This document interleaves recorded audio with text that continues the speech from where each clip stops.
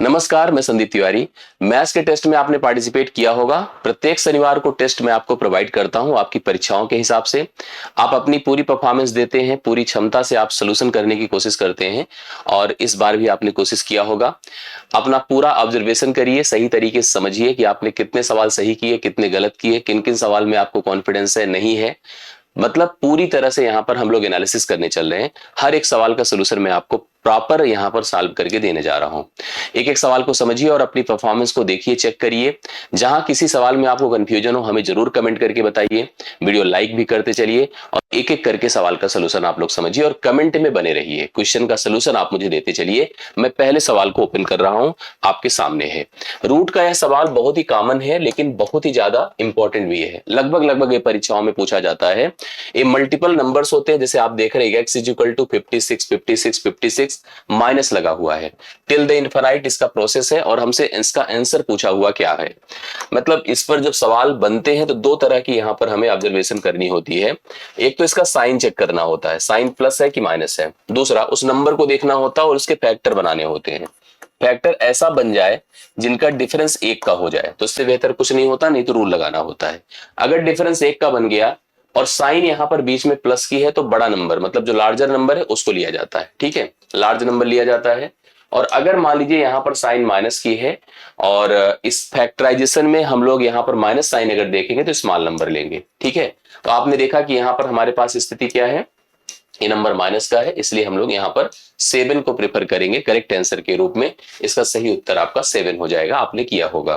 ठीक है, इसमें बस इतना ही समझिएगा, अगर ये साइन बीच की प्लस होती तो इसका आंसर 8 हो जाता और साइन अगर माइनस की है तो इसका आंसर कितना हो जाएगा, 7 हो जाएगा। दूसरे क्वेश्चन में आइए। इस तरह से भी क्वेश्चंस आपको फेस करने को मिलते हैं। आपको फ्रैक्शन दिए जाते हैं और असेंडिंग डिसेंडिंग बड़ा छोटा निर्धारित करने को कहा जाता है। जैसे 7/9 है, 11/13 है, 16/19 है, 21/25 है। या तो भिन्न का न्यूमरेटर सेम हो या तो भिन्न का डिनोमिनेटर सेम हो। मैक्सिमम लेवल पर हम लोग डिनोमिनेटर सेम करने की बात करते हैं। अगर डिनोमिनेटर मतलब हर समान है तो हम लोग जिनको सबसे बड़ा अंश पाते हैं जिस भिन्न में, उसी को सबसे बड़ा बनाते हैं और छोटे को छोटा बनाते हैं। सेम उसी तरह से अगर अंश समान है तो हर को देखा जाता है, जिसका हर बड़ा होगा वो भिन्न छोटा होगा, जिसका हर छोटा होगा वो भिन्न बड़ा होगा। यहाँ पर 7/9 है, करेक्ट है। 11/13 है, 16/19 है, 16/19 है और 21/25 है, करेक्ट। अब आप एक काम करो कि ना तो यहां पर देख रहे न्यूमरेटर सेम है ना ही डिनोमिनेटर सेम है और एलसीएम ले नहीं सकते, बहुत ही टफ हो जाएगा। ऐसे के लिए डिफरेंस देखा करिए। यहाँ का अंतर कितना है, 2। यहाँ भी अंतर कितना है, 2। यहाँ पर अंतर कितना है, 3। यहाँ पर अंतर कितना है, 4। एक ऐसी संख्या सोचिए जो 2 2 3 4 से कट जाए, मतलब आप समझ गए होंगे 12 होगी, क्योंकि 4 तिया 12। 2 से डिवाइड करिए, 2 छंगे 12, 6 सते 42। मैंने क्या किया, इससे भाग किया, अंश में मल्टीप्लाई किया। 2 छंगे 12, 11 छक्के 66 होता है, ये भी समझ में आ गया होगा आपको। 3 चौके 12, 16 चौके 64 होता है और 4 तिया 12, 21 तिया 63 होता है। अब आप खुद सोच लीजिए कौन सबसे बड़ा आपको दिख रहा है। सबसे बड़ा यहाँ पर 66 66 दिख रहा है और 66 के हिसाब से 11/13 इसका राइट सोल्यूशन होगा, जो बी ऑप्शन में आपको दिया गया है। करेक्ट आंसर बी ऑप्शन है, आप सभी लोग नोट कर सकते हैं। सही आंसर आपके सामने है। अगला क्वेश्चन, सबसे बड़ी 4 अंकों की संख्या क्या है जो 15 25 35 में से प्रत्येक द्वारा विभाजित करने योग्य है। 4 अंक, अब इसके लिए रूल होता है बट हमें रूल पे जाने की रिक्वायरमेंट नहीं है। एक नंबर आपको 4 अंक का सोचना है जिसको मैं जब 15 से भाग करूं तो पूरी तरह से कट जाए, 25 से भाग करूं तो पूरी तरह से कट जाए और 35 से भाग करूं तो भी पूरी तरह से कट जाए। अब यहां पर डिविजिबिलिटी हमें चेक करनी है, भाग दे देकर तो मैं चेक नहीं करूंगा। और सबसे इंपॉर्टेंट सबसे बड़ी संख्या सोचनी है। कोई संख्या अगर 15 से कटेगी तो पक्का वह 5 से कटेगी, 3 से कटेगी। 25 से कटने का मतलब अंतिम 2 अंक 25 से कटे, अंतिम के 2 अंक 25 से कटे। ठीक है, अंतिम 2 अंक 25 से कटे।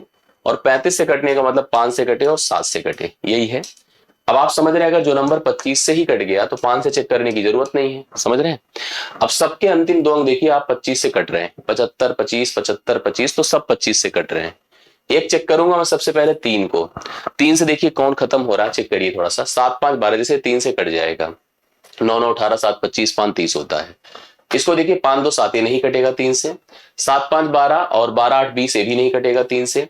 5 2 7, जैसे हम चेक कर लेते हैं हम लोग ना, 8 5 13 2 15, 8 देखिए 5 2 7 है, 7 8 7 8 15 15 9 24, एक कट जाएगा। मतलब 2 ऑप्शंस हैं, बाकी 2 ऑप्शंस थे आपके खत्म हो चुके हैं। अभी मुझे 7 की डिविजिबिलिटी और लगा देनी चाहिए जिससे कंफर्म हो जाए। जैसे आप चेक करिए, मान लीजिए पहला है 9 9 कितना है बताइए, 7 5 है। मुझे अगर इसको 7 की डिविजिबिलिटी के लिए चेक करना है तो इसका एक सिस्टम मैं आपको बताता हूँ। ठीक है, एक तो 3 3 का पेयर हम लोग बनाते हैं, नहीं तो ऐसे देखिए 5 दूना 10 कर दे, अंतिम अंक का डबल कर देते हैं। 10 को हम लोग क्या करते हैं पता है, इससे घटा देते हैं।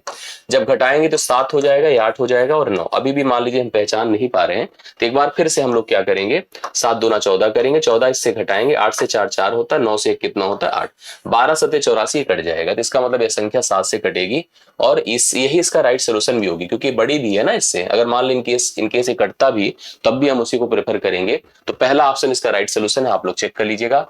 9975 15 से भी कटेगा, 25 से भी कटेगा और 35 से भी कटेगा, और सबसे बड़ा 4 नंबर का 4 अंक का यह नंबर होगा। थर्ड क्वेश्चन होता है 10 18 14 26 से क्या घटाया जाए ताकि परिणामी संख्या अनुपातिक हो जाए। अनुपातिक का मतलब समानुपातिक हो जाए।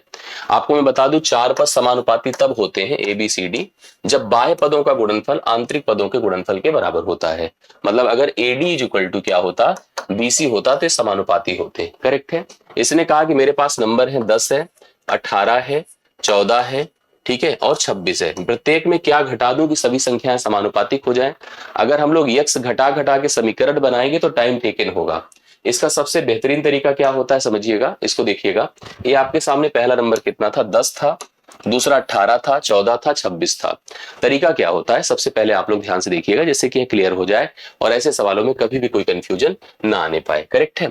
आपको क्या करना चाहिए, पहले इससे इसका डिफरेंस करना है, इससे इसका डिफरेंस करना है। यहाँ का डिफरेंस 8 होगा, यहाँ का डिफरेंस कितना होगा, 12 होगा। ठीक है। अब आप करो थोड़ा आसान, इसको 4 दूना 8 होता है, 4 तिया 12 होता है, 2 अनुपात 3 का अनुपात हो गया। 3 से ले जाइए, इसको करिए, 3 धाम में 30 होता है, 200 इसको करिए। मतलब इस 3 से इसके पहले टर्म में मल्टीप्लीकेशन किया, 2 से इसके पहले टर्म में मल्टीप्लीकेशन किया, 28 हुआ। 30 और 28 का डिफरेंस 2 होता है और इनका डिफरेंस 1 होता है। 1 बराबर आपने क्या कर दिया, 2 कर दिया। 1 बराबर आपने 2 कर दिया, तुलना कर लिया बेसिकली, 1 का मान 2 हो गया। तो इसका मतलब अगर हम 2 सबसे घटा दें, भाई अगर कुछ और आया होता तो बात दूसरी होती, उस हिसाब से निर्धारित करते। 2 सबसे घटा दे तो संख्या क्या हो जाएगी, समानुपातिक हो जाए। अगर आप चेक करना चाहें तो कर सकते हैं। जैसे 10 से 2 घटाने पर 8 होगा, 18 से 2 घटाने पर 16 होगा, 14 से 2 घटाने पर 12 होगा, 26 से 2 घटाने पर 24 होगा। आप इसका मल्टीप्लीकेशन करिए, 24 अट्ठे कितना होगा, 8 चौके 32 है, 8 दूना 16 3 19 192, और 12 गुड़े 16 12 छंगे 72, 12 के 12 7 19 192। तो 192 के बराबर है। तो इसका मतलब हम समझ गए कि प्रत्येक से अगर हम 2 घटा देंगे तो यह संख्या क्या हो जाएगी, समानुपातिक हो जाएगी। चौथा सवाल आपका डन होता है। पांचवें पर आइए। सरलीकरण का सवाल है लेकिन बढ़िया क्वेश्चन है, पूछा जाता है। 60 का क्या बोल रहा है, 20%। देखिए आप लोग बताइए, खुद ही आंसर किया है कि नहीं। 90 का क्या है बताइए, 70%। का मतलब मल्टीप्लीकेशन। ठीक है, का मतलब क्या कर सकते हैं, मल्टीप्लीकेशन जो होगा 70%। माइनस आप एक्स का कितना कर दीजिए, 250% है। ठीक है, बराबर 80 का क्या हो जाएगा बताइए, 50% है। ठीक है, आप इसके सवाल को इसको हल करना है ना, तो मैं आपको बता दूं। देखो 3 टर्म यहां पर है, पहला टर्म, दूसरा टर्म, तीसरा टर्म, और यहाँ अंतिम वाला जो बार इक्वल के इक्वल है। तो अब एक काम कर सकते हैं, सबसे पहले तो परसेंट सबका गायब कर सकते हैं, क्योंकि सबके नीचे 100 आएगा। परसेंट हटाना मतलब सबके नीचे 100 आएगा। परसेंट को ऐसे ही खत्म कर दिए, कोई दिक्कत की बात नहीं है। आप अगर चाहो थोड़ा सा और इफर्ट कर सकते हो। जैसे देखिए यहाँ पर 60 है, 60 गुड़े 20 है, बेसिकली हमने लिख दिया। 90 गुड़े आप 70 कर सकते हो, ये भी सही है। x गुड़े आप 250 कर दो, ये भी सही है। बराबर आप 80 गुड़े कितना कर सकते हैं, 50 कर सकते हैं। देखिए जो पॉसिबिलिटी है खत्म होने की प्रत्येक से, उसको खत्म करिए। 1 0 1 0 1 0 1 0 गायब हो गया। इससे और आसान हो जाता है, थोड़ा सा चीजें और क्लियर हो जाती हैं। क्लियर का मतलब एक और चीज कर सकते हैं, जैसे 5 है, 5 पचे 25 होता है, 5 18 पंचे 90 होता है, और 5 12 पंचे 60 होता है। अब 12 दूना इसको देखो कितना कर दिया, 24। 18 सत्ते कितना, 7 8 56 126। माइनस आपका 5x है, दिख रहा है यहाँ पर। ये सिंपल नंबर आपका प्लस है, देखिए ध्यान से इसको प्लस समझे रहिएगा, माइनस लगाने की जरूरत नहीं थी, गलत हो जाएगा। ठीक है, बराबर यहाँ पर केवल 80 बच रहा है। इन दोनों को देखिए हम लोग यहाँ 5x को उधर कर लेते हैं और इनको जोड़ लीजिए। 126 और 24 है तो 150 हो गया। 150 में से 80 घटेगा तो कितना होगा, 70 होगा।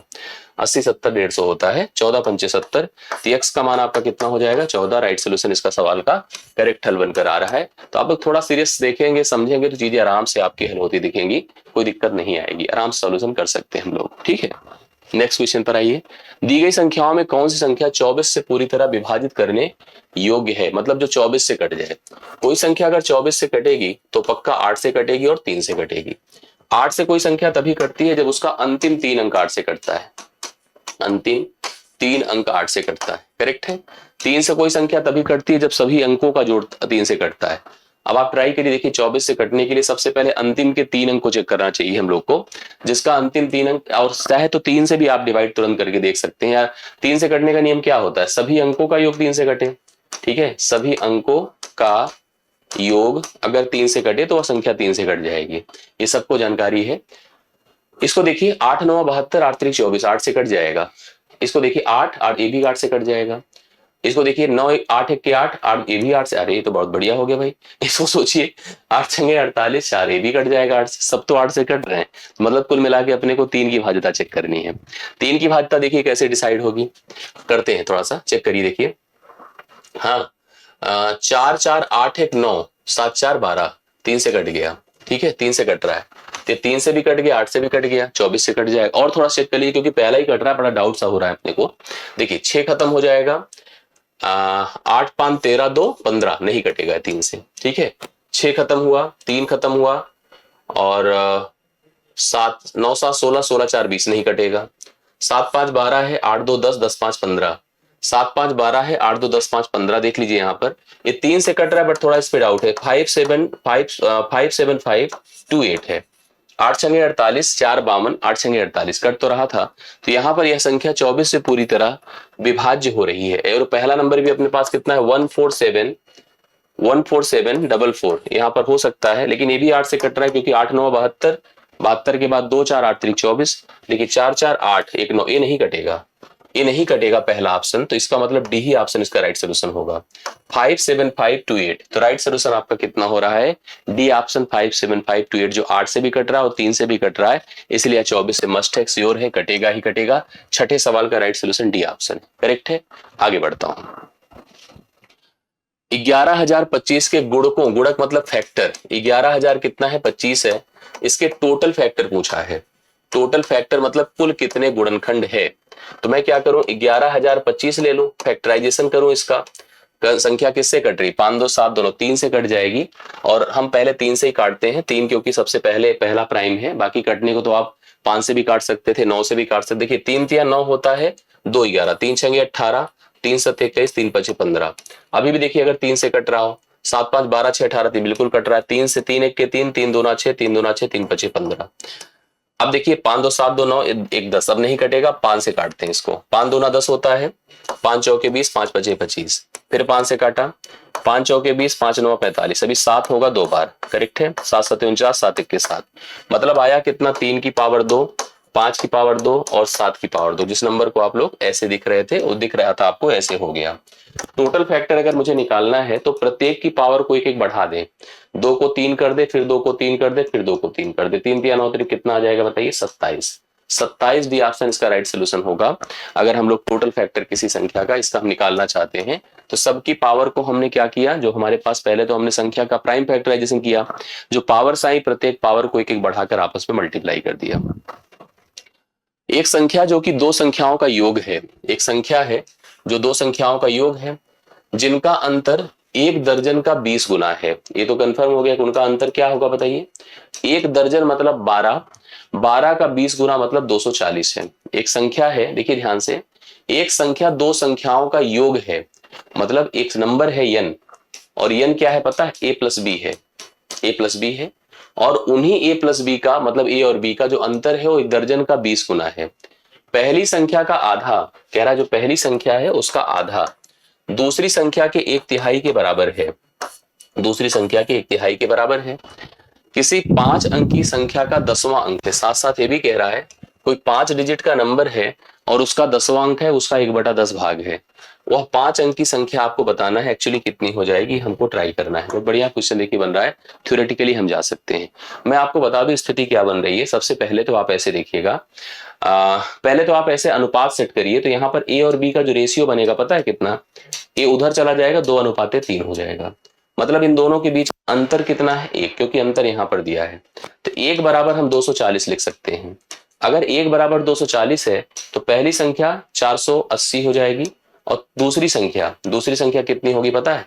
दूसरी संख्या 3 से गुणा करें, 24 3 72 720 हो जाएगी। ये हमने दोनों संख्याएं सोच ली जिनका अंतर कितना है 240 है और हम एक नंबर चाहते हैं जो कि a प्लस बी है। अब a प्लस बी ही n है तो क्या होगा पता है?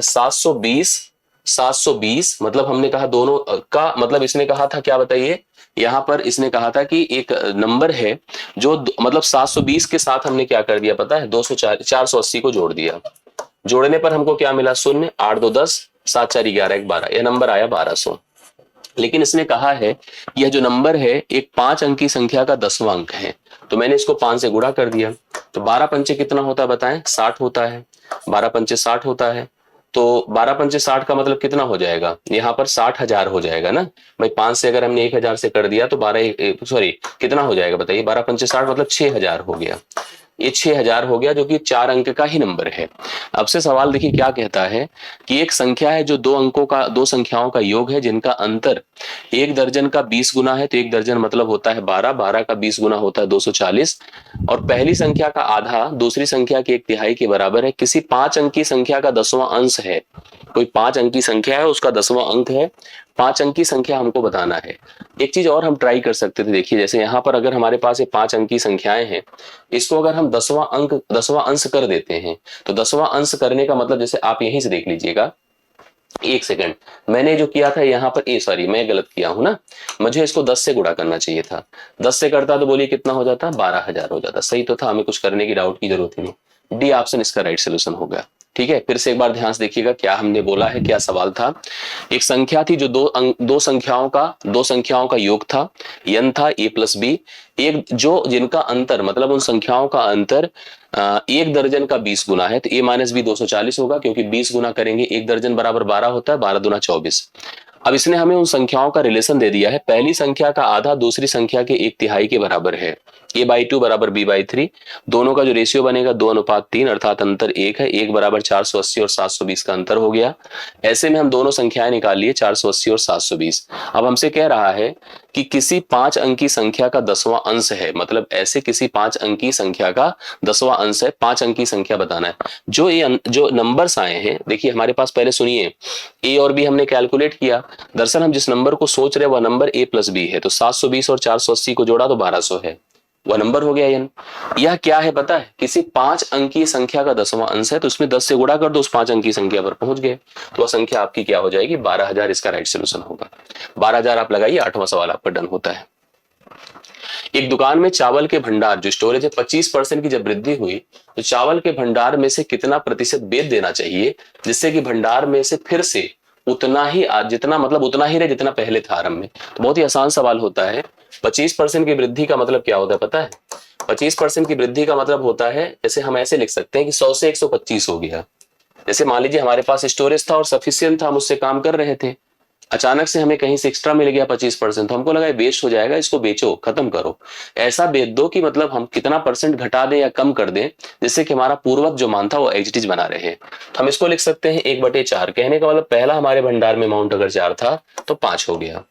हम चाहते हैं कि फिर से 4 ही रहे, 5 पहुंच चुके थे, 5 से घटाइए कितना? 1 घटाइए। किस में घटाएंगे? 5 में। तो 1 गुणे 100 बटे में 5 करूंगा, 5 से भाग करिए तो 20% की आप कमी कर दोगे तो आपका पहले की तरह भंडार बन जाएगा जैसे था। ठीक है, तो इसलिए आपका कोई वेस्ट भी नहीं होगा, आराम से आपका सोल्यूशन भी हो गया। 5 कैमरे बेचने पर 2 कैमरों की लागत मूल्य आता है। देखिए एनटीपीसी की अभी परीक्षा में इस तरह के सवाल आए थे। 5 जब मैंने बेचा तो 2 कैमरों के लागत मूल्य के बराबर लाभ हुआ। अब हमसे पूछा कि उसके लाभ का प्रतिशत। बहुत लोग कंफ्यूज होते हैं, लेकिन बहुत ही ओरल सवाल है, इससे आसान सवाल हो नहीं सकता है। जब 5 आप बेचे हो तो क्या बिना खरीदे बेचे हो? बताइए आप, बिना खरीदे तो बेचे नहीं, खरीदा होगा 5 पहले ना, तब तो बेचा होगा। तो आपने 5 बेचा तो 2 कैमरे जितने हमने उसको खरीदने में लगाए थे उतने ही रुपए का मुझे फायदा हो गया। लाभ का प्रतिशत अगर आपको करना है तो ओरल आप कर सकते हो, 2 रुपए मुझे फायदा हुआ है, गुणे 100 करो और 2 सामान को हमने खरीदने में जितना पैसा लगाया था उतना ही मुझे फायदा हुआ है, लेकिन हमने पूरे कैमरे का व्यापार कितने का किया है? 5। 5 बिसाम में 100, 20 दूना 40, मुझे इस सौदे में 40% का लाभ हुआ है। हम लोग इसको थोड़ा ऐसे ट्राई कर लेते हैं, यहाँ हुआ तो लाभ है और लाभ होता है एसपी माइनस सीपी, और कितने का लाभ हुआ बताइए? 2 का सीपी लाभ है और एसपी कितनी है, 5 का एसपी है, ठीक है, माइनस हमने लिख दिया 5 का सीपी है, हम सीपी को एक तरफ कर देते हैं, 7 सीपी है बराबर 5 एसपी है, करेक्ट है। तो आप सीपी बटा एसपी कर दो, 5/7 कर दो, मतलब 5 में खरीदा 7 में बेचा, कितने का फायदा है, 2 का फायदा है।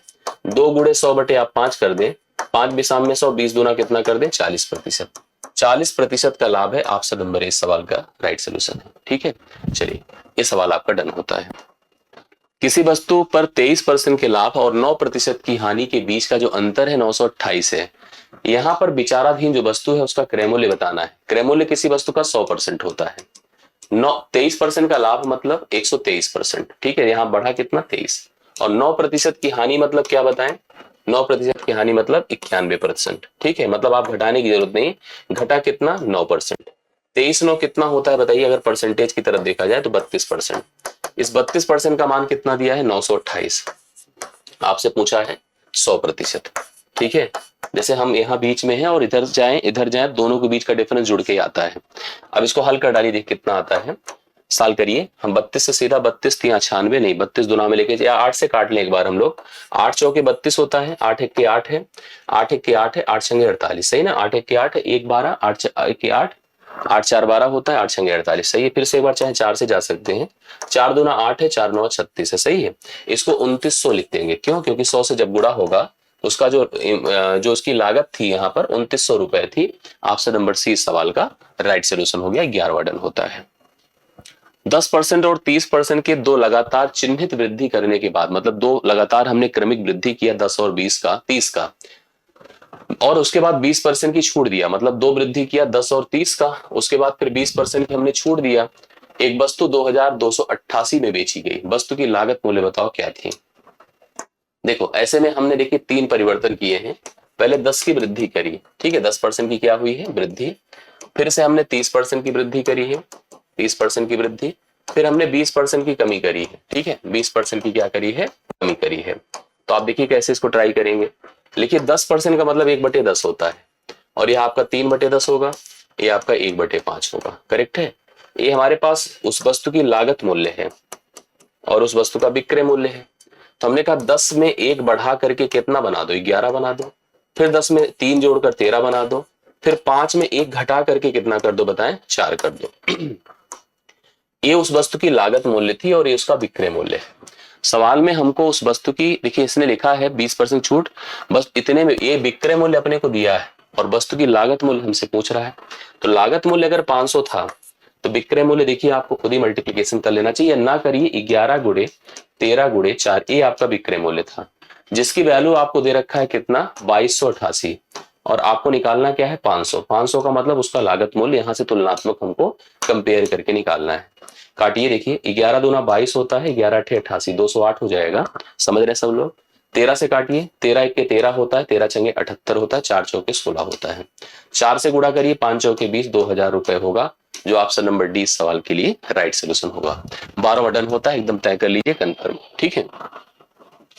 सवाल, अब से 8 वर्ष बाद सीता 6 वर्ष पहले की अपनी आयु की दुगनी वर्ष की होगी, उसकी वर्तमान उम्र। देखिए हम यहाँ वर्तमान में हैं, ठीक, वर्तमान ही अब होता है, कह रहा अब से 8 वर्ष बाद, अब से 8 वर्ष बाद, ठीक, अब से 8 वर्ष बाद सीता 6 वर्ष पहले, 6 वर्ष पहले भी कुछ था, 6 वर्ष पहले था, पूर्व था, कि अपनी आयु की दुगनी उम्र की होगी, ठीक है, 6 वर्ष पहले की उम्र की दुगनी, उसकी वर्तमान उम्र हमसे पूछा जा रहा है।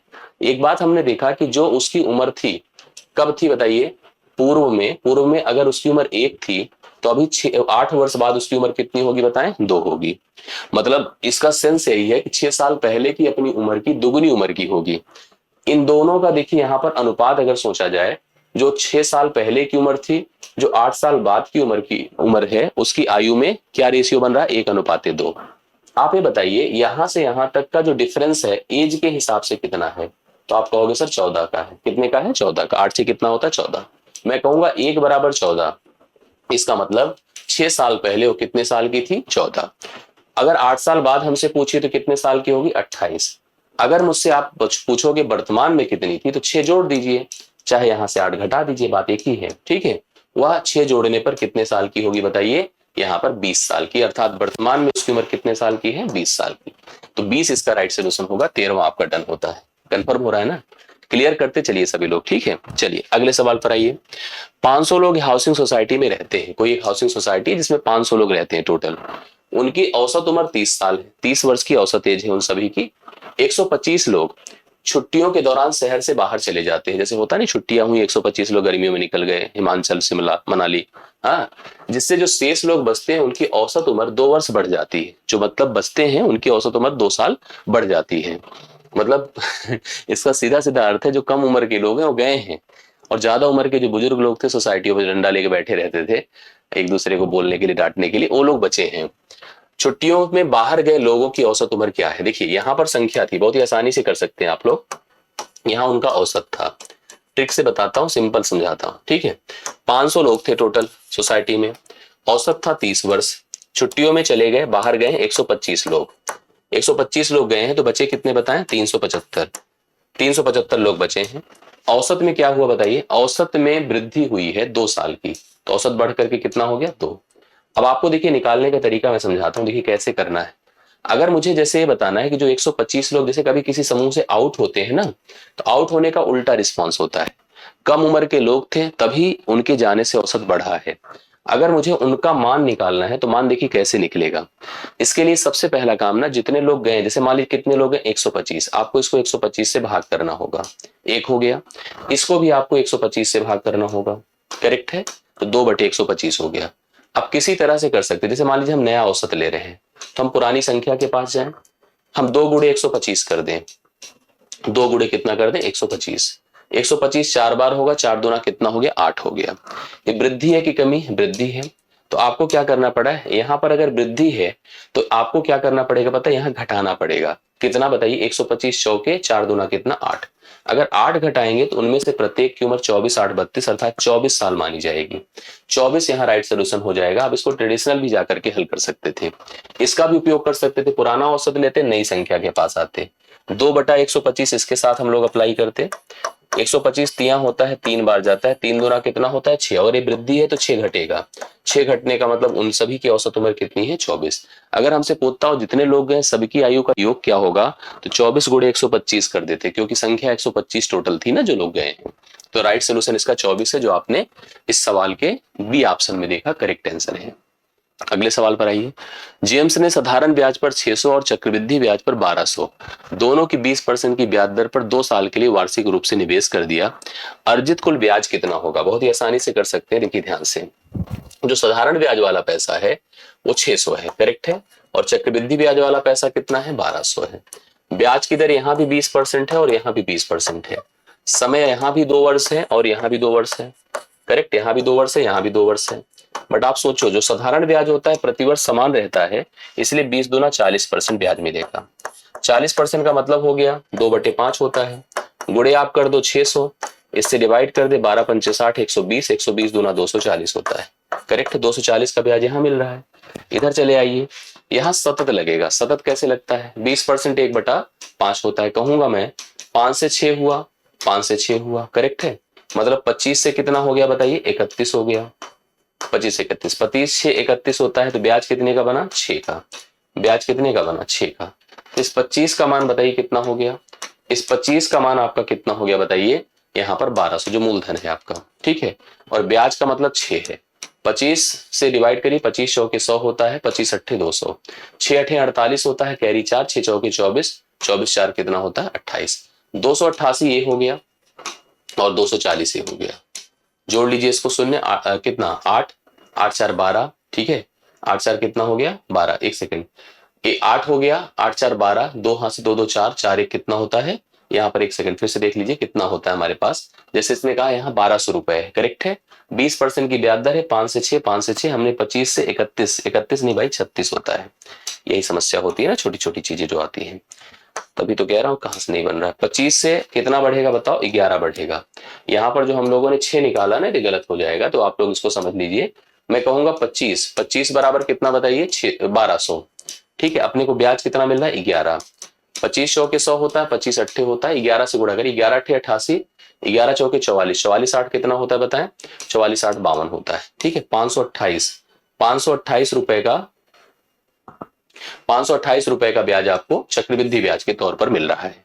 साधारण ब्याज ऑलरेडी कितना मिल चुका है 240, इसी में 240 और जोड़ दीजिए। जैसे जोड़ेंगे 5 2 7 होगा, 700 कितना हो जाएगा 68, 768 रुपए का आपको टोटल ब्याज मिलेगा, जो साधारण पर भी है और चक्रवृद्धि का भी है। दोनों के हिसाब से मुझे इस 15वें सवाल का राइट सोल्यूशन मिल रहा है। 768 रुपए का ब्याज टोटल प्राप्त हो रहा है। करेक्ट है। अगले क्वेश्चन पर आइए। रुपए 2500 पर 12% की दर से कितना पैसा है 2500, 12% की दर से 1 वर्ष का चक्रवृद्धि ब्याज, अगर ब्याज हर 6 माह पर ज्ञात किया जा रहा है, मतलब छमाही ज्ञात किया जा रहा है। जब ब्याज छमाही होता है तो आप सबको पता है कि दर आधी हो जाती है। जो दर होगी पता है, वो आधी होगी, मतलब 6% हो जाएगी। जो 12 है 6 हो गई। और समय जो आपका 1 साल है, 1 वर्ष, 1 वर्ष इसका 2 गुना कर देना होगा, अर्थात इसको हम 2 वर्ष मानेंगे। अब 2 वर्ष के आधार पर हम ब्याज कैलकुलेट करेंगे। देखिए कैसे निकालते हैं। इसका एक रेशियो प्रोसेस भी होता है। आप चाहे रेशियो का उपयोग कर लें, चाहे ऐसे भी कर लें, कोई इतनी बड़ी इशू नहीं है। आप आराम से सवाल हल कर सकते हैं। 6% को हम 3 बटा क्या कर दें, कितना कर सकते हैं, 6/100 ही लिख दीजिए। 6/100 लिख सकते हैं। 6 बटे चलिए 100 ही लिख देते हैं।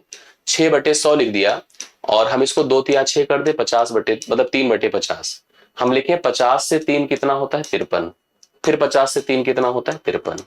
मतलब हम समझ गए कि यहां पर यह वैल्यू प्रिंसिपल होगी जो कि 2500 है, और रियली अगर देखा जाती है 2500 है जो आपके सामने है। इसका मान ही पूछ रहा, नहीं अमाउंट नहीं पूछ रहा, हमसे ब्याज पूछ रहा है। तो 53 गुणे 53 करिए, मतलब 53 का वर्ग करिए। तो 53 का अगर आपको वर्ग करना है, देखिए ऐसे इसको ट्राई कर लिया करिए। 3 तिया कितना होता है 9, 3 पचे 15, 15 15 30, और 5 पचे कितना होता है 25। यहां पर लिखो 9, यहाँ 0, 25 3 2800 कितना हो गया 9 हो गया। ये 2809 है। तो 2809 का मतलब ये सीधा 2500 है, तो यही मूलधन होगा और उसी के बराबर है। ये मिश्रधन होगा। कितना बढ़ा है वही ब्याज होगा। कितना बढ़ा है बताइए 309, 25 3 28, 309 रुपए का यहाँ पर ब्याज आपको पहले ही ऑप्शन में देखने को मिल रहा है। राइट सोल्यूशन आप लोग 16वें सवाल का लिख सकते हैं। अगला क्वेश्चन, तो आइए हम पहुंचते हैं 17वें नंबर पर। देखिए 17वां क्वेश्चन क्या है। 3 साझेदार एक्स वाई भाई जेड भी होगा, ठीक है, ने लाभ साझा किया क्योंकि 3 लोग हैं। यदि कुल लाभ 3000 का था, कितने का लाभ था 3000 का। यक्स का जो हिस्सा है जेड की तुलना में 400 कम है। यक्स को जेड से 400 रुपए कम मिले हैं। वाई का हिस्सा जेड की तुलना में 200 कम है। वाई को जेड से 200 कम मिला है। यक्स को भी जेड से कम मिला है और वाई को भी जेड से कम मिला है। तो जेड तो बड़ा होशियार हो गया। यक्स वाई जेड के लाभ का साझा अनुपात, बहुत ही आसान सवाल बन रहा है, क्योंकि आप समझो अगर बहुत बढ़िया सवाल जैसे साझेदारी के स्तरीय सवाल बनते हैं, लेकिन ये बहुत ऐसा नहीं है कि बहुत ज्यादा मतलब इसमें कोई बहुत क्रिटिकलिटी है। इसमें बस एक बात ध्यान रखिए, जेड को बीच में रख लीजिए और जेड का हिस्सा एन मान लीजिए। यक्स का हिस्सा और वाई का हिस्सा इसी से कंपेयर कर लीजिए। इसने कहा यक्स का जो लाभ है जेड की तुलना में 400 कम है, तो एन माइनस 400 होगा, और वाई का जो हिस्सा है जेड की तुलना में 200 कम है, तो एन माइनस 200 होगा। इन सभी का जो लाभ है वो आपका 3000 है। सभी का लाभ कितना है 3000 है। प्रत्येक के लाभ का अनुपात एक्स वाई जेड की तुलना में हमको बताना है। सब जोड़िए तो कितना हो गया 3n माइनस कितना 4 2 कितना होता है बताएं 600, बराबर कितना है 3000। 3n बराबर क्या कर दूं 3600, n बराबर कितना होगा 1200।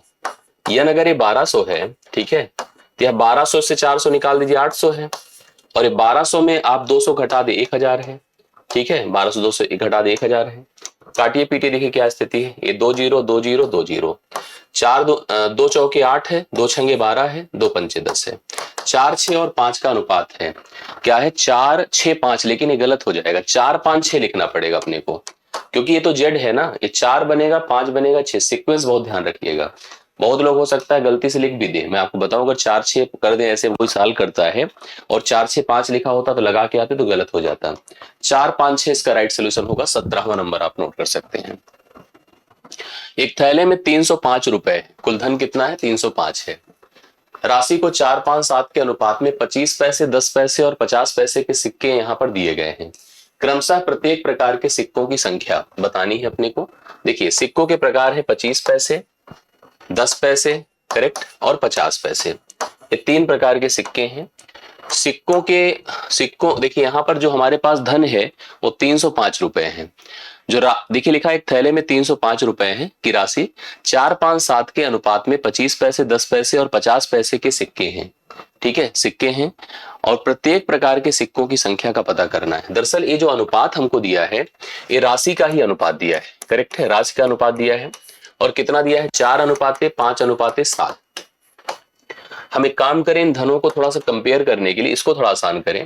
5 धाम में 50 होता है, 5 दूना 10, 5 पचे 25। इससे जो टोटल राशियां बनेगी 5 चौके 20, 5 दूना 10 और 10 सत्ते 70। ये राशियों का अनुपात है, उनके धनों का अनुपात है। 70, 20, 90 और 90, 10, 100, तो अनुपाती पदों का जोड़ 100 है। 100 बराबर 308 कर दीजिए, जो आप 305 कर दीजिए जो आपको दिया गया है। ठीक है, 305 कर दिया। अगर मुझे प्रत्येक प्रकार के सिक्कों की संख्या निकालनी है तो पहले तो हमको धन निकालना पड़ेगा, धन कितना कितना है। ठीक है, आप धन निकाल सकते हैं यहाँ पर, थोड़ा सा आप इसको समझ बूझ कर चलिएगा। जैसे मान लीजिए मुझे 100 का मान पता चल गया, तो मैं यहाँ पर 20 का मान अगर निकालूंगा तो कितना आएगा बताइए? 20 का मान 20 पंचे 100 होता है, 5 से डिवाइड करिए, 5 छंगे 30 और 5 एक्के 5। मेरे पास ये जो 25 पैसे वाले कितने सिक्के हैं? 61, मतलब 25 पैसे के रूप में 61 रुपए है। 25 पैसे के रूप में मेरे पास 61 रुपए है। और अगर मैं यहाँ पर इसके सिक्कों की संख्या निकालना चाहूंगा तो 4 से गुणा करूंगा, क्योंकि अगर मेरे पास 4 सिक्के, मतलब जैसे अगर मेरे पास 1 रुपए है तो 1 रुपए में 25 पैसे के 4 सिक्के होंगे। 4 एक्के 4, 4 छंगे 24। मेरे पास 244 सिक्के इसके होने चाहिए थे। 244 से कनेक्ट हो रहा है। अगला देखिएगा, मैंने कहा 100 बराबर हम 305 रख रहे हैं। अगला सिक्का कौन सा? 10 पैसे वाला है। ठीक है, 10 पैसे वाला है।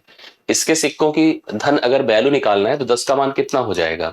काट दीजिए, 10 से इसको डिवाइड करिए तो कितना हो जाता है बताइए? 30.5 हो जाएगा। ये पैसे है, मतलब मेरे पास इतना धन है। और इसको मैं अगर 10 से गुणा करूंगा तो 305 सिक्के इसके हो गए मेरे पास। ठीक है, ये देखिए पूरा सेट हो गया है। इसी तरह से अगर अगले का करना है तो 100 का मान हमने 305 कर दिया और इसके सिक्के जो 50 पैसे वाले हैं 70 हैं। अब 70 का निकालना, देखिए खत्म ऐसे ही करना है उसी तरह से। 7 पचे 35 है, शून्य यहाँ पर कितना हो जाएगा? 7 पचे 35 है, शून्य, और यहाँ पर आपका 3, 7 त्रिक 21। यहाँ पर मतलब हम इसको जैसे हम क्या कर सकते हैं ना, जैसे इसका भी धन अगर हम कैलकुलेट करेंगे तो इसका धन हमारे पास कितना हो जाएगा बताइए? जैसे हमने कहा 100 का मान कितना कर दिया हमने? 305 कर दिया। इसी प्रकार से अगर हम 70 का मान निकालेंगे तो 70 का मान कितना हो जाएगा बताइए? ये जीरो खत्म हो गया। अब इसको इससे मल्टीप्लाई, 7 पचे 35, शून्य 3, 7 त्रिक 21। और 21 का मतलब जैसे आप समझिए 21 हुआ बटा आप 10 करो तो 213.5 है, उसका डबल करना पड़ेगा आपको। डबल कर, जैसे हमारे पास जितना जैसे पैसा आता है ना, मान लीजिए मेरे पास जैसे अगर 50 पैसे के रूप में 2 रुपए है तो सिक्कों की संख्या 4 होगी ना भाई। 2 रुपए बनाने के लिए अगर 50 पैसे लेने हैं तो 2 डबल करना पड़ेगा। 213.5 का डबल करेंगे तो 427 हो गया। तो डी ऑप्शन ही इसका राइट सोल्यूशन है। बहुत बढ़िया क्वेश्चन है। मतलब अगर ऐसे सोचा जाए तो नॉर्मली जो बनते हैं सिक्के के सवाल, उसमें जो अनुपात देता है अगर संख्या का, तो वैल्यू देती है राशि के रूप में। तो यहाँ जैसे राशि दिया था तो हमको लगा कि अनुपात संख्या का है, जबकि राशियों का ही अनुपात था। हमने राशियां निकाली और राशियों से हमने जाकर के डिक्लेयर किया। करेक्ट है। एक चीज और कर सकते थे आप लोग ट्राई थोड़ा सा, जैसे इन राशियों का अनुपात 4, 5, 7 था तो मैं एक काम करता पता है, यहां पर डायरेक्टली यहीं से अनुपातों को ही चेक कर लेता। कौन है जिसमें 4, 5, 7 का अनुपात बना रहा है? 5, 4 का समझ में आता है, 5 का भी समझ में आता है, लेकिन 7 वाला सबसे टफ है, क्योंकि देखो ये 7 से नहीं कट रहा, ये भी नहीं कट रहा, ये भी नहीं कट रहा, केवल एक ही कट रहा है। तो यहां से डायरेक्टली भी आप उत्तर कर सकते थे, कोई जरूरत ही नहीं इधर उधर जाने की। 18वां डन होता है। 2 बर्तन है ए और बी, समझिएगा, में क्रमशः 4, 3 और 2, 3 के अनुपात में दूध और पानी है। 2 बर्तन हैं, इन मिश्रणों को किस अनुपात में मिलाया जाए ताकि वो एक नया मिश्रण बने जिसमें आधा दूध हो और आधा पानी हो? आधा दूध हो और क्या हो? आधा पानी हो। 2 तरीके से सवाल को कर सकते हैं। जैसे मान लीजिए जो पहला मिश्रण है इसमें 4, 3 का रेशियो है, एक दूसरा मिश्रण है जिसमें हमारे पास 2, 3 का मिश्रण है। इनकी मात्राएं हम बराबर करके भी कर सकते हैं, नहीं तो एक और तरीका होता उससे भी कर सकते हैं। अब सुनो, हम यहाँ पर बराबर कैसे करें? जैसे 4, 3 का सिस्टम है, मतलब इस मिश्रण में 4 भाग दूध है तो 3 भाग पानी है। टोटल भाग कितना बताएं? 7। इसमें कितना है? 5। हम इसको 5 से गुणा कर दें, इसको 7 से गुणा कर दें, तो रेशियो देखिए चेंज हो जाएगा, ये 20 और 15 हो जाएगा। 5 से गुणा करिए और 7 दूना 14 से 7 त्रिक कितना हो जाएगा? 21 हो जाएगा। अब अपने पास देखिए जैसे यहाँ पर दूध की मात्रा कितनी हो गई बताइए? 34 हो गई। ठीक है, और यहाँ पर दूध की मात्रा कितनी, पानी की मात्रा कितनी हो गई बताएं। यहाँ पर दूध की मात्रा अगर हमारे पास 34 कितना हो गया, जैसे हमें चाहते हैं कि अब आधा दूध रहे आधा पानी रहे, मतलब मुझे ऐसा इनको मिलाना है कि आधा दूध हो आधा पानी हो। तो यहाँ पर हमारे पास 15 और 21 कितना हो जाएगा, 36 हो जाएगा। हम लोग इसको कैसे सेट करें बताइए। जैसे हम ये मात्राएं तो समझ पा रहे हैं कि हम जैसे हमारे पास ये दूध का हिस्सा है और इसका ये पानी का हिस्सा है, हम चाहते हैं कि आधा दूध हो आधा पानी हो, यही तो बराबर बराबर करना चाहते हैं ना। बराबर करने के लिए हमें क्या करना होगा, जैसे हम दोनों में परिवर्तन करेंगे भाई। इस तरह से अगर हम प्रोसेस कर रहे हैं, जैसे यहाँ पर देखिए कुल मात्रा कितनी हो गई 35, यहाँ भी कुल मात्रा 35 है, दोनों के हिस्से बराबर बराबर कर दिए। बट मुझे आधा दूध रखना है आधा पानी रखना है, तो आधा दूध और आधा पानी रखने के लिए हमें किस रेशियो में दोनों को मेंटेन करना होगा, ये आपको समझना पड़ेगा। जैसे दूध का हिस्सा देखिए हमारे पास, जैसे हम चाह रहे हैं कि हम एक चीज और कर सकते थे, जैसे हम डायरेक्टली भी हम कर सकते थे। कैसे, मैं आपको बताऊं। एक एलिगेशन प्रोसेस से हम लोग इसका उपयोग कर सकते थे। हम सवाल को ऐसे हल कर सकते हैं, जैसे पहले हिस्से में दूध का भाग कितना है बताएं, 4 4 है। टोटल हमारे पास हिस्सा है कितना इसमें, 7 का, ठीक है, दूध का हिस्सा कर दीजिए। दूसरा यहां पर दूध का हिस्सा कितना है, 2 का, और टोटल कितना है बताएं, 5 का, मतलब 2 5 से आया। जबकि हम चाहते हैं एक नया मिश्रण बने जिसमें आधा दूध हो आधा पानी, मतलब 1/2 का अनुपात हो। आप एलिगेशन लगा करके रेशियो डेवलप कर सकते हो। आप एलिगेशन लगाओगे तो कितना बनेगा बताइए, इन दोनों का डिफरेंस करिए, 4/7 1/2 का, तो 4 दूना 8। देखिए हम जैसे हम यहाँ पर क्या लिख रहे हैं, 4/7 है और 1/2 है, तो 4 दूना 8, 8 में से 7 निकला तो 1/14 होगा, ठीक है। इधर इसको करिए, 1/2 है और 2/5 है, ठीक है, तो 5 में से 4 निकलेगा, 1/10 होगा। तो ये 14 इधर चला जाएगा, 10 इधर, मतलब 2 सत्ते 14, 2 पंचे 10, 7 और 5 का रेशियो बन जाएगा, 7 5 का रेशियो बन जाएगा। आप लोग इसको डिसाइड कर सकते हैं। यहां से भी हम लोग क्रिएट कर सकते हैं, जैसे हम लोग यहाँ पर इसको ट्राई करें कि आधा दूध आधा पानी बनाना है, तो वैसे भी देखिए आपका क्रिएट हो जाएगा, बन जाएगा, इसमें कोई ऐसी बात नहीं है। तो 7 5 का यहाँ पर रेशियो बन रहा है, जो कि आपके सामने राइट सोल्यूशन है, आप उसको देख सकते हैं। क्लियर है। सार्थक 14 दिनों में रेत के गड्ढे को भर सकता है, अगर वो काम करे तो 14 दिनों में रेत का गड्ढा भर सकता है। जबकि विमान इसे भरने के लिए 35 दिन का वक्त लेता है, उसको कहता है कि मुझे 35 दिन का समय चाहिए। 12 दिन में एक भरे हुए रेत के गड्ढे को पूरी खाली, जैसे देखिए अली एक पर्सन है जो कि 12 दिनों में क्या कर सकता है, अगर भरा हुआ रेत का गड्ढा है तो उसको खाली कर सकता है। जैसे नल टंकी वाला सवाल होता है, यदि खाली गड्ढे में, मतलब गड्ढा पूरी तरह से ब्लैंक है, तीनों एक साथ काम करे, तो मतलब उधर से 2 लोग भर रहे हैं, इधर से एक पर्सन खाली कर रहा है, तो कह रहा रेत का गड्ढा कितने दिनों में भर पाएगा। इसमें डिपेंड करता है कि क्षमताएं किसकी अधिक है, भरने वालों की खाली करने वालों की। अगर भरने वालों की क्षमता अधिक है तभी वह भरेगा, नहीं तो भरेगा ही नहीं अगर खाली है तो। देखो सार्थक भरता है 14 दिन में, ठीक, विमान भरता है 35 दिन में, और जो अली है वो खाली करता है, कहता है कि हम 12 दिन, बहुत तेज है अली इसमें अगर देखा जाए तो। अब यहाँ पर भरने और खाली करने वालों की बात करें, एक ब्लैंक ओपन मतलब गड्ढा है, उसको ये लोग भरना खाली करना शुरू कर दिए, ये लोग भर रहे हैं, इधर से खाली कर रहा है। एक ऐसी मात्रा, एक ऐसी संख्या सोचिए जो प्रत्येक से कटे, वही क्या होगी, वह संख्या होगी, गड्ढे की मात्रा होगी, गड्ढे की कैपेसिटी रिक्वायरमेंट होगी। काटिए, देखिए किससे कट रहा है। अगर हम लोग यहाँ पर कितना कर दे पता है, ये 14 है, 35 से 12 है, हम लोग कितना ले लें जिससे प्रत्येक से कट जाए, तो 7 दूना 14, अगर हम 35 लेते हैं और 35 दूना 70 करते हैं, तो 70 करने से क्या होगा ना, जैसे यहाँ पर 7 है, 7 इसमें भी है, इसके पास 2 है, 7 दूना 14 अगर हम लोग कर देते हैं, दरअसल 2 है, और इसके पास कितना है, 4 और 3 है। मेरे ख्याल से अगर हम 35 को 4 से गुणा कर दें और 3 से कर दें, इस सबसे कट जाएगा। 4 से कर देने से क्या होगा ना, क्योंकि देखिए 4 और 3 अर्थात 12 से गुणा कर देने से हो गया, इसका 2 भी इसमें एडजस्ट हो जाएगा, तो ये हो जाएगा 12 पंचे 60, 12 पंचे 60, 12 तिया 24 से 30, 300 हो जाएगा। कितना हो जाएगा, 12 पंचे 60, 12 तिया 24, 24 से 30, सबसे कट जाने की बात है। तो यहाँ पर ये पूरी तरह से हो नहीं रहा है, क्योंकि 35 है ना, 4 तिया 12, 12 पंचे 60, 12 तिया 36 होता है, 36 6 42 सही है, 420 होगा, 300 नहीं होगा, 420 टोटल रिक्वायरमेंट हमारी 420 की गड्ढे की है बेसिकली।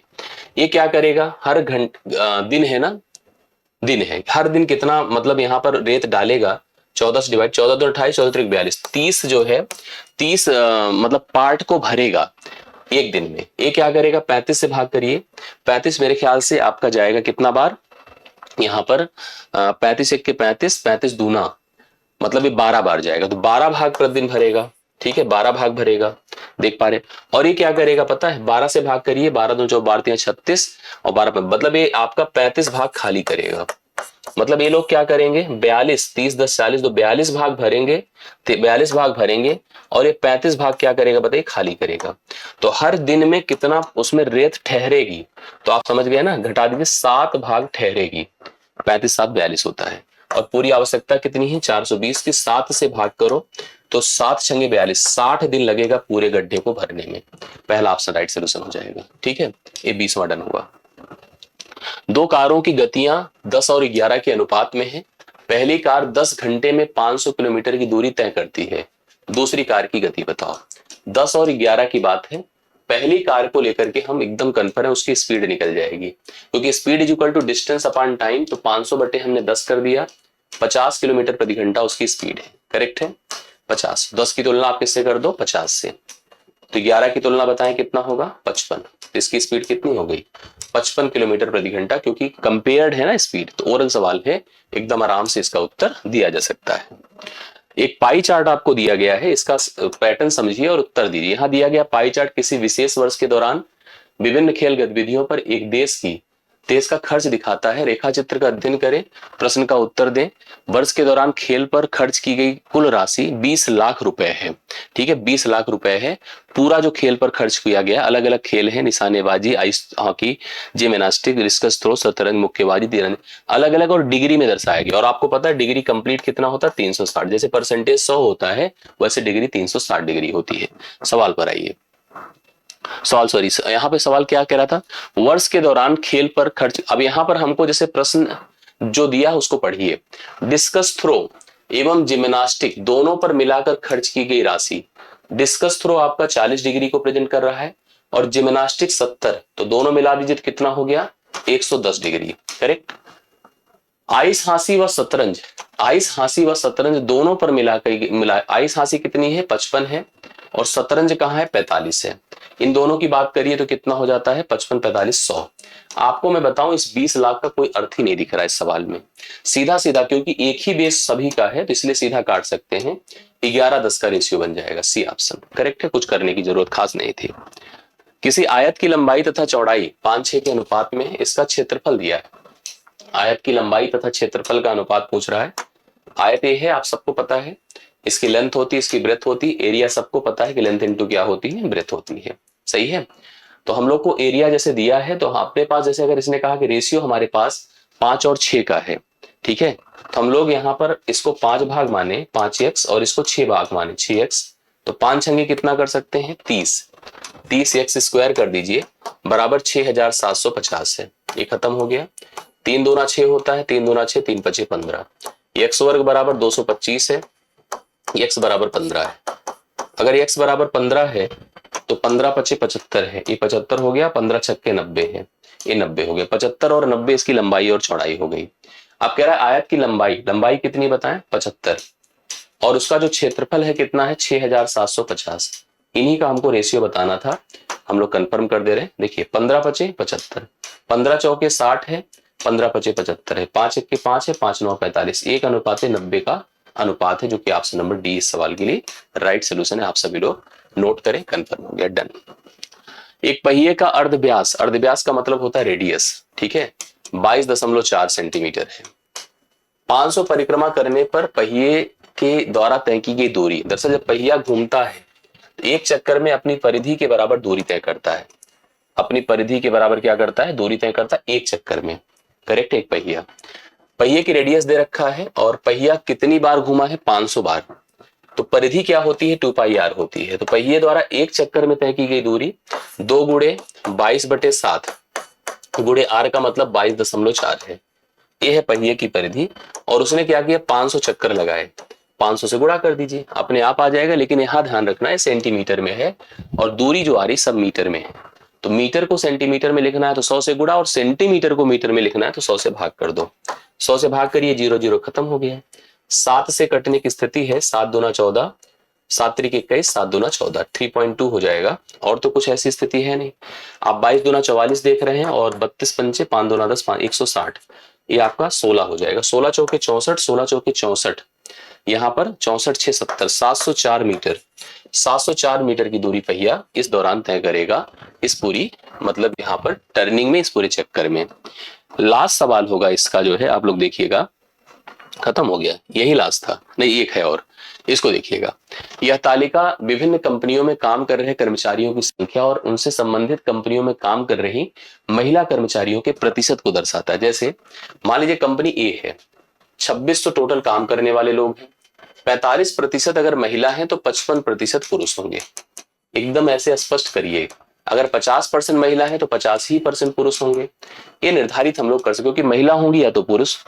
कंपनी सी में काम कर रहे पुरुष, सी यहां पर है, जो 48% महिला है तो 52% यहां पर पुरुष है। ठीक है, कंपनी सी में काम कर रहे पुरुष कर्मचारियों की संख्या और कंपनी बी में काम कर रही महिला, तो महिला कर्मचारी इसमें 50% ही है, के बीच का क्या अंतर है भाई? इसका 50% जो हमारे पास कंपनी बी है, इसका 50% 900 होगा। इसमें महिला कर्मचारी 900 है, इसमें पुरुष कर्मचारी कितने हैं? कंपनी सी की बात करो, 52% है ना, तो 52 बटे हम क्या कर दें, 100 कर दें। गुणे संख्या कितनी है? 2000 है, 2 जीरो खत्म, 52 दूना 100 कितना हो जाएगा? 4, 1040 है, करेक्ट है, 1040 है। 1040 और 900 में कितने का अंतर है?